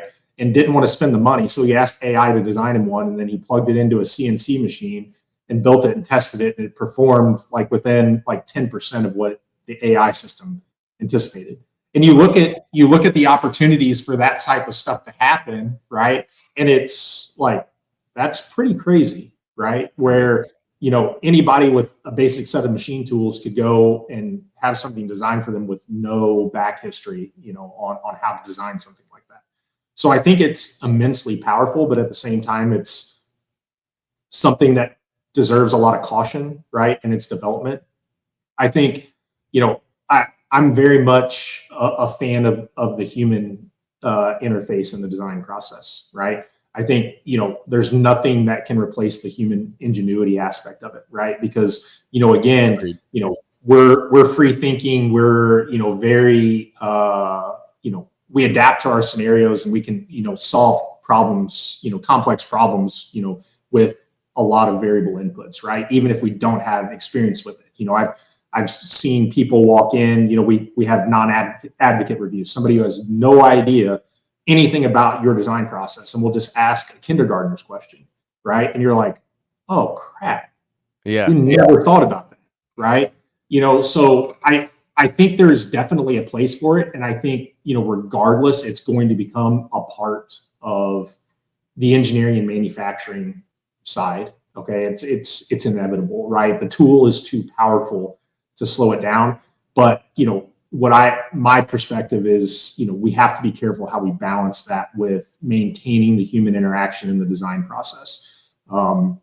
there's, we've made it as far as we have with human ingenuity, and that I think that ingenuity can't be replaced by a computer, at least I don't think in my lifetime. Maybe there's some crazy technology out there that's being developed, and I know there is, because there's some really brilliant people with what you can do with AI now is just astounding, right? It is. But I think there's a balance to be had there, and I wouldn't want to see us relying on that, because I think that's one of the fundamentals of, at least of America, right? Is that industrious attitude to go and design and make better and do the next greatest thing. And I wouldn't want to see AI replace that human aspect of it. Oh no, I totally agree with you. I think AI can certainly be leveraged in certain regards, but the human creativity and ingenuity and really curiosity are what makes us, like, what really separate us, like, as a species, which is so cool. And you mentioned something that's kind of near and dear to my heart, is that the U.S. really, that's unique to the U.S. is that we're kind of a hub for technological advances. And one of the things I'm most excited about in the future of our country is just how quickly we've developed and cultivated this commercial space industry. I know that's something you've expressed interest in as well. It's something we share. It's a commonality between us. And I think a lot of folks that have touched the aviation industry, it's hard not to appreciate the aerospace industry and sending stuff into low Earth orbit. It's especially human beings. It's like, there's a certain, and you mentioned the SR-71, which is essentially a spacecraft. Let's be honest. Right. It's just about as close to a spacecraft as you can get for an airplane. But like, what do you think? Two things. It's kind of a two-part question. You can answer any way you want. But like, what about the United States has made it such a great fertile ground for advancements in aerospace? And then what are you most excited about when it comes to sending human beings, but then also new technologies into space? Like, what are you most looking forward to seeing in the future with regards to aerospace? Yeah. So, first part of your question, I think, if you look at, back history, and you look at, how aerospace grew, like from the Wright brothers to where we are today. So, what, 100 years roughly, something, maybe a little bit more than that now, there were some very difficult times that really pushed folks to their limits. And, we had to go and solve some really complex problems to face off an enemy. Right. And, whatever your opinion is of the military industrial complex, whatever. Right. But some of the greatest innovations in American history have been a result of the military industrial complex. Right. Yeah. And, those technologies are then transitioned into the civilian aspect, whether it be, radio technologies or communications equipment or, whatever it is. Right. So, it's terrible, but it's great at the same time. You look at what Kelly Johnson, did at Skunk Works, right? I mean, all of those were based around very difficult times requiring very unique solutions. The SR-71, right? To help solve a problem with the Cold War, right? We had to understand what was going on with our enemies, right? Yep. And, those people rising up to the occasion, right? And saying, we will not be defeated and we are going to win. And this is America, right? Have generated some of the greatest technological advancements in human history. Like the things that have been done and created in America, right? Just even in the last 150 years, are on the likes that we've never seen before, or at least that we understand. You could argue, the Roman Empire and, ancient Egypt and, however far back you want to go. Those are really amazing advancements in civilization and technology. But I think that what we have done in America in the last 150 years is far and away greater than what, has been done in past history. Right. And, I think that's what continues to set us apart. And, I hope that we maintain that. I feel like we're getting away from it somewhat, and I think we're falling behind, but there's still a lot of really great stuff that's going on in America, and I would like to see that reinvigorated, and really get that entrepreneurial and industrious attitude back, to really kind of rebuild us to what I would consider what we once were, right? Where we were doing the coolest and the greatest and, all that kind of stuff, and that kind of segues into the SpaceX, right? Or, Blue Origin, or, pick your poison, right? Like that is amazing. Like that is amazing technology that you can fly something to low Earth orbit and then land a rocket on a barge in the middle of the ocean. If you would have asked me when I was in college, studying all this stuff, do you think that's possible? Hell no. Like, I was like, It's I, funny. I understand how control surfaces work. I understand how, all of the dynamics work to try and guide something back in. No freaking way. And then, I call him a lunatic in jest, right? But the lunatic that is Elon Musk, the mad scientist, gets the right number of people in the room and says, we're going to solve this problem, and money is no object and let's go do it.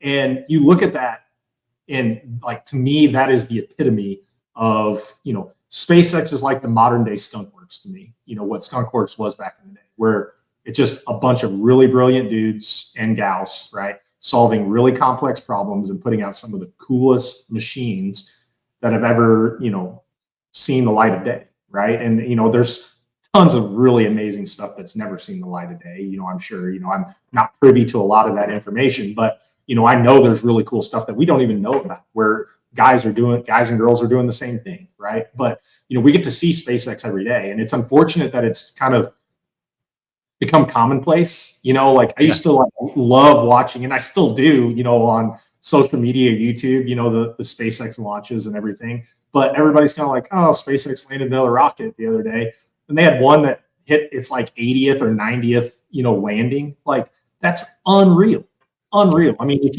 you think about it, think if NASA had done that in the 80s, right? Maybe the technology wasn't there to do it, but where would we be today if that same level of focus had been applied back in the day, right? What have we lost in that 30-year time frame, right?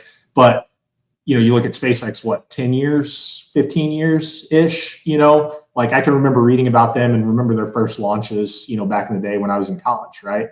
And I remember sitting with my buddies in Armstrong Hall at Purdue and watching the first SpaceX launch and just thinking, holy crap, like that dude is a civilian and just built a rocket that went into low Earth orbit. Like that's insane, and then launching the Tesla into space and sending it to Mars and doing all that stuff. Like that's super cool, and I wish more people would leverage that gumption, that Elon has, right? And continue to grow the next generation of Kelly Johnsons, Elon Musk's, Jeff Bezos with, Blue Origin, all these guys, the ULA guys, down there in Alabama doing all the cool stuff they're doing, like that's super cool. And it's exciting to see that coming back to the forefront, and I think it's also, I don't think with, government intervention, it would have progressed as fast as it was. It's just an unfortunate aspect of the U.S. government. Things just don't move that fast, and you got all the bureaucracy. But the government's willingness to accept and leverage these civilian technologies, and apply a bit of funding and support, these companies going out and doing this new great stuff is exciting. And I hope that we see more of that across not just the space platforms, but all platforms. Where these really brilliant guys and girls are going out and doing cool stuff, and we're leveraging that technology to continue to grow that industrial base. Yeah, it's such a cool capability, and like you said, it is kind of interesting that it's so routine to see a Yep. SpaceX or Blue Origin rocket, the New Shepard, the Starship, go up and then come back and land. It's like it Right. seems so normal now. I mean, just Yep. like you would land an airplane, of course you're going to reuse it. You're not going to throw it Right. out the airplane after you're done with it. That's that. Yeah, Yeah. that's how like that Elon described it. But it seems so normal, and my kids will never see a non-reusable rocket Right. enormously, which is kind of interesting that all they'll see, from the rocket launches that happen in their lifetime, will be reusable because it Right. makes the most sense and the problem has been solved, and that that changes the economics of space flight drastically. For those that aren't aware, it's like what Elon compared it to is you wouldn't hop on an airline, from your home here in the US, and let's say you do a 12-hour flight to Europe or Asia, and then after the flight they just dispose of that Boeing aircraft that we were talking about, that brand new Dreamliner that they spent years making. They just throw it out. It's a one-time use vehicle. So it's it changes and there's no way airlines could keep that business model running, just like NASA could not keep that business model running even though there's a lot less passengers on those spacecraft than there are on a 787. The economics just don't work long term when you want to put, a constellation of satellites in low Earth orbit, or if you want to put, a permanent or semi-permanent infrastructure on the moon or Mars or elsewhere. You need reusable launch vehicles that can be refueled either on Earth or somewhere else in the solar Right. system. And I think it's so cool that you have a keen interest in it, because I think we're just going to scratch the surface. I think, I listened to an interview with Jeff Bezos the other day, and, he feels like his success with Amazon, an online retailer, the largest online retailer the world has ever known, his success was built on, the architecture that came before him, the credit card. There's no way he Right. could have started his business without the infrastructure, the banking infrastructure, the financial infrastructure, the credit card. Great point. The postal service. There's no way Right. he could have shipped books. I ordered my textbooks in college off Amazon and would resell them after the semester was over. And I thought it was such a cool way to save money. I'm like, I can buy the book used. Maybe it's not the right edition that my teacher asked for, and then I can sell it at the end of the semester. That post office infrastructure was already in place. That was in Right. place for over 100 years, longer than that when I was in college. So what Jeff Bezos was describing is that he hopes that there'll be people at Purdue or at Penn State or at Harvard or Yale or whatever college of your choosing. He hopes that the infrastructure will be so robust with space travel and spacecraft that, two college kids, maybe an aeronautical engineer and and a big idea person, will be able to pair together and start a commercial spacecraft company out of their dorm room, because the infrastructure is already built and the cost to entry has become so low that two 20-year-old kids could come together and start a commercial spacecraft industry, or a new commercial spacecraft company, and start that from infancy, because the barrier to entry into that market will be so low. How does that make you feel? Can you see that being a reality? It's a little bit of a pipe dream from our perspective where we are right now. But if you look at some of the shared payload space, I mean, you and I, if we put together enough money, could hypothetically, if we had a spacefaring, piece of electronics that was qualified, you can buy, space on a SpaceX vehicle right now. I mean, so I think they charge per kilogram. Yeah, per kilo. Yeah. I mean, I hope that's the case, right? So, there's the adage, you've built your business on the back of giants, right? So, you're, just like Elon and Jeff and everybody else, they built their business off of, technology and infrastructure that was already in place, so I hope that they are leaving a legacy, in a way that, the next Jack or the next John could go and do that type of stuff, right? And become the next Jeff Bezos or Elon Musk or whoever it is, right? Do I think that we're close to the architecture for space travel being that close? No, I don't think so. I think it's still, kind of cost prohibitive. I think as we continue to get into the reusable aspects and continue to modify the engines and the propellants to make them more cost efficient, then yeah, absolutely. But I can think back to, guys on the astronautical side, who were doing more of the space stuff when I was in college. They had the rocket clubs and stuff like that, where, it was nothing for them to launch a rocket that they built out of components in the basement in the lab and send it to 12,000 feet. Like just, a standard rocket. Like we'd have to call for clearance, at the airport at Purdue, to make sure there was nobody in the flight path, So, the fact that you can do that with, a couple engineers and, some fab guys in the basement of an engineering lab, speaks volumes for what the opportunities are there, in the end, it just comes down to the capital. But if it continues to get cheaper and cheaper, you look at any technology, think of flat screen TVs 15 years ago. That was like, you had a flat screen TV. It's like, holy crap. Are you like a millionaire? And now you can go to Walmart and get one for $300, right? I use that example all the time. The flat screen TV thing. I mean, you can now get a 55-inch smart TV that's 4K, and it's not, it's not that expensive as it used to be. I mean, the cost has come down significantly. I use that exact example often. Yeah. So, I mean, I have to believe that the economies of scale are going to shift and it's going to become more affordable. Now, whether it ever gets to the point where somebody can do it, out of a college dorm and go and source the materials and do it, I think that's a bit iffy, but you have to set a goal, right? And if that's the goal and the intent's to get the infrastructure set up to allow somebody to do that, awesome. I love it. Like go and figure out how to do it, and go and deliver that, but what I would look for is, a guy or a gal that's got 5 to 10 years of experience comes out and says, you know what, I've saved some money. I've got some, backers. We're going to go and do this. And I have a really novel idea for a service that could be provided. Right. And to have the opportunity to do that, 5 or 10 years into your career is not possible today, because you don't have $1 billion like Elon or Jeff or whatever it is. Right. So, if you can go and get some venture capital and go and deliver a solution for, let's call it $10 million. Yeah, that's really powerful. And that's a huge paradigm shift. Right. So, even if it got to that point, I would consider that a very strong win for that industry.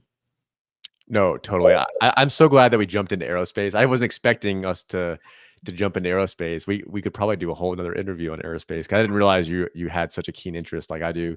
I want to reserve the last few minutes to really see if you had any questions for me. I mean, I always enjoy speaking with you, and I'm excited to see you again this summer if we Yeah. cross paths at that Veterans Charity event again. I think that'd be amazing to catch up with you there. But yeah, I wanted to see if you had any questions for me or anything about the podcast or really any topic. So Yeah. So I guess in your opinion, what do you see as like disruptive technology is always kind of like a catchphrase, right? And it kind of bothers me, but just overarching, not even aerospace or commercial vehicle or military vehicle, but what do you think is that next disruptive technology that maybe is not getting as much focus now as you think that it should?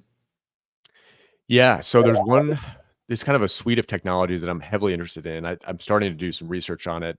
It's unrelated to aerospace, actually, and I think, and I'm going to plan on doing a series of interviews similar to this that are heavily focused on medical technologies, Oh, um, which is really fascinating. I've always had a keen interest in medicine, like you probably had in your formative years. I wanted to become a doctor initially, and I got my EMT certification. I studied, all the relevant sciences beginning in college, and then kind of gravitated away from that for a variety of reasons. But I've always had a keen interest in my health. And one of the things, and this is really this, it's going to be heavily directed at the veteran community, because as you'll come to know, as you interact with a lot of the veterans that we talked with at this event last summer. There's a lot of veterans out there, and a lot of people just in general that work high stress jobs. It's not unique to veterans. Law enforcement officers, high profile doctors, politicians, right. you know, leaders in publicly traded companies that have immense pressures to be successful. Um, Oftentimes, people putting a prioritization on their health is kind of falls by the wayside. And you've probably seen this firsthand.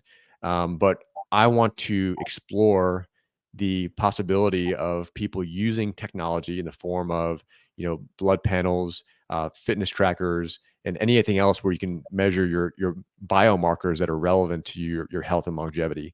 And I think, I've seen some really successful, smart people just who are like some of the smartest people I know, just completely ignore the health of their physical body, and I'm sure you have too. And I think it's something that is due to a variety of lifestyle choices that the modern lifestyle affords us in the form of the type of foods that we eat. Um, Oftentimes a sedentary lifestyle, which I think is Yeah. going to that's going to be more of an issue in the future when some of the the manual labor tasks are transitioned to machines, and people are now in a position where they're supervising a variety of complex processes similar to what we've seen in the commercial mining industry. People view the mining industry like, oh, people are in there with a pickaxe. No, no, no. These are highly skilled machinists and technologists that are overseeing an array of machinery at peak efficiency. So I think we can use technology to identify ways to optimize our health, not just our physical health, but our cognitive abilities. And I think that's from a variety of getting the right amount of sleep, the right amount of nutrition, getting your blood work checked on a regular basis, putting on a wearable like this, like a Whoop. Um, Yeah. oh, you got one too. So yeah, a lot of smartwatches have similar, data that they collect. I'm getting really into this. This will be a whole separate series that, and since you have an interest, you'll have to participate. But I think we're just scratching the surface on that, and I think a lot of people that I meet, both in the military or during my civilian career, are not reaching their peak potential because their cognitive abilities are severely hindered by the way that they're living their life. And I believe that, and if I have the opportunity to share what's worked for me, or talk to people, and and figure out what's worked for them, I think the human potential that can be unlocked could be exponential. Agreed. Yeah. I mean, I saw the same thing, and I don't want to go down, but the operations, the working 24/7 type of thing. Right. And, when I stepped away from that, my dad had a conversation with me one day, and I'd been out of the role for, I don't know, 6 months. And he made a comment to me that will stick with me forever. But he was like, this is what it was like. Now I see my son, who's not the a-hole that he was 6 months ago, because I didn't feel good. I was mad. I was stressed. Like, my physical condition, everything was bad. Right. And so there's absolutely 100% something to be said for that there is, definitely, you get so focused on your career that you lose sight of what's important, and you don't realize that your health is spiraling out of control, and so I think that's super interesting. I look forward to hearing your conversations with folks on that, because I'm always looking for new strategies, on that. And especially, like, my role is pretty sedentary, but I'm always looking for ways to get up and get moving. Right. So you got standing desks, and I keep, kettlebells and stuff around my desk, and, I'll just do curls or presses or something just to keep moving, and it's amazing how I've transitioned in being able to do that, and the impact it has on my day. And then my attitude when I go home, right. Because it's more of your family that gets impacted more than anything. Right. You put on that happy face at work, and you can shoulder through it, but your family sees the negative side of that. So something I'm passionate about too is that balance, right, and paying attention to it. So I look forward to listening to your podcast on that. I think that'll be super interesting. Yeah, no, thank you for that, and I'm glad you share the same regard, and you're self aware enough to realize, some of the some of the things you were doing just in pursuit of your career were having a detrimental effect to your well-being holistically. And Right. that'll be one of the themes, because I see this a lot, just firsthand from my experience working with veterans and law enforcement officers, that that what you can do, and a lot of us were in our 20s when we served, myself included. It becomes so common to put everything you have into that job function, for a multitude of reasons, and that's kind of the expectation. And I find that when veterans transition, those habits stay with them. And they put all of those proverbial eggs in the work basket, and they put their Right. self-worth, and their psyche is so intertwined with their career, their job field, and um, it can have detrimental effects. So but yeah, so I really enjoyed talking to you. I'm sure we'll talk again, because I I really hope enjoy so. talking Yeah. about this stuff. Yeah, this is fun, man. So, but yeah, it's great to see you again, and thanks for making the time, and supporting me in this journey to kind of explore kind of the human interface from a variety of different perspectives, because you've had a really, really cool career, and a unique perspective too. So Yeah, no, I appreciate the opportunity. I think it's, when you reached out, I thought it was a super cool, premise. And, I love, informative podcasts and listening. So, just you affording me the opportunity to kind of share my background and insights is super cool. I feel super privileged. And, I think you're onto something really good here. So I look forward to everything in the future. And I'd absolutely love to talk to you again at some point. cool. Thanks, John. I appreciate it. Yeah, no problem, Jack. Thank you, man. See you, dude. See you.